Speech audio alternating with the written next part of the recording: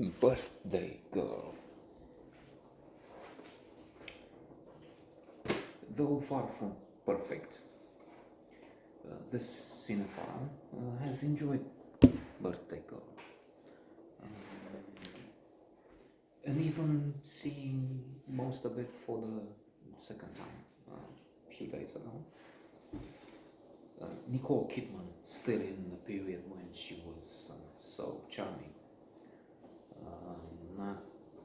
Well, quite a few years after Dead Calm, that superb film that had launched her,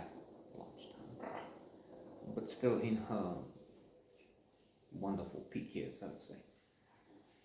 Now, as with, I would say, most actors, there's a feeling that at a certain point,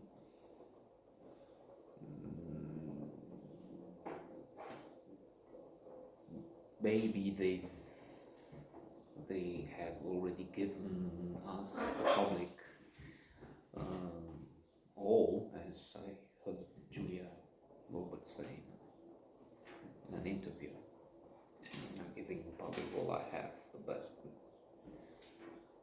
And then there's less left.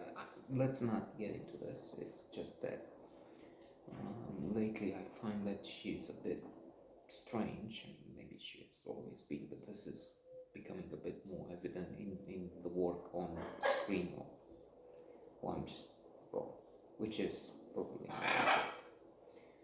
there's Vincent Cassel, superb actor, and his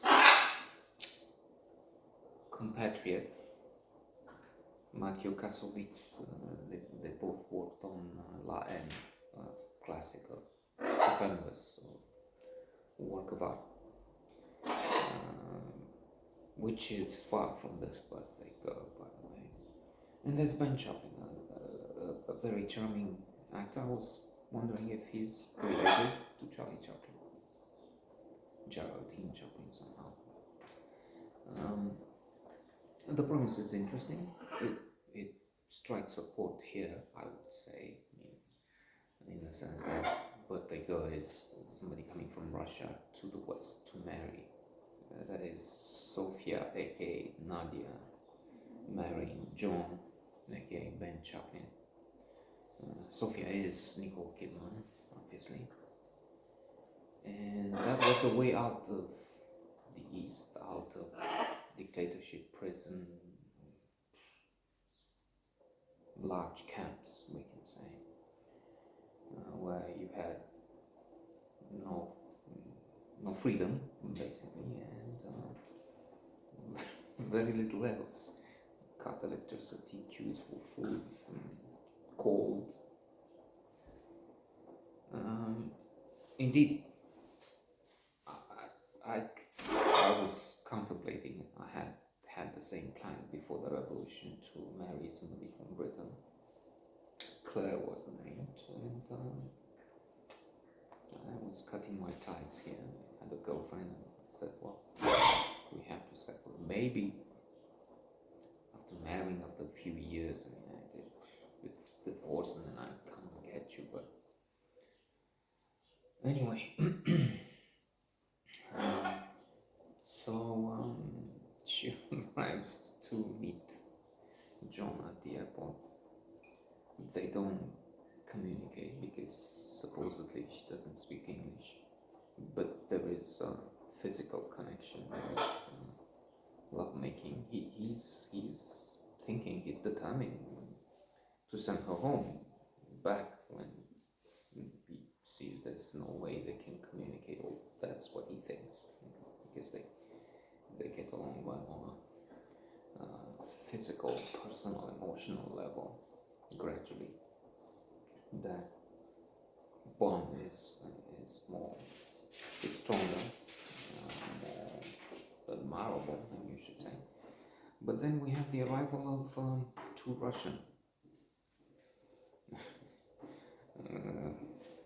fellows, Vincent Cassel, Alexei, and Matthew Kassovitz, the other Russian, and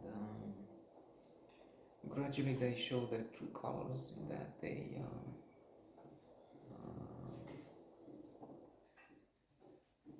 blackmail John. John works at the bank, so they say we'll kill Sophia. Not yet.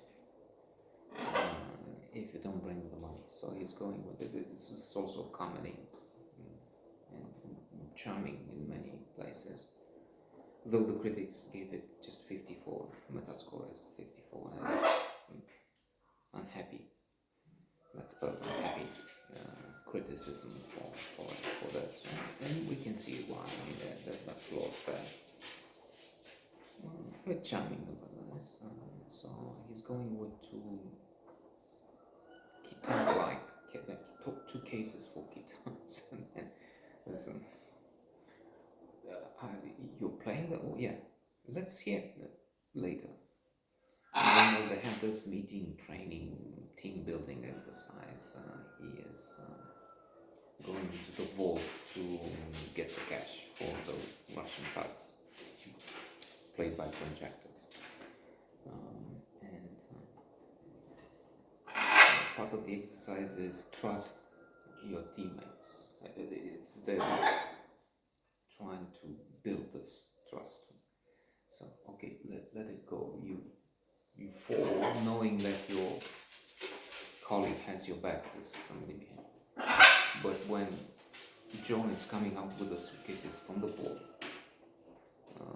three managers, three of his superiors lined up, they look at him and they don't, they forget to grab those falling. So, we don't see them, but we can imagine three casualties. I guess, I hope, major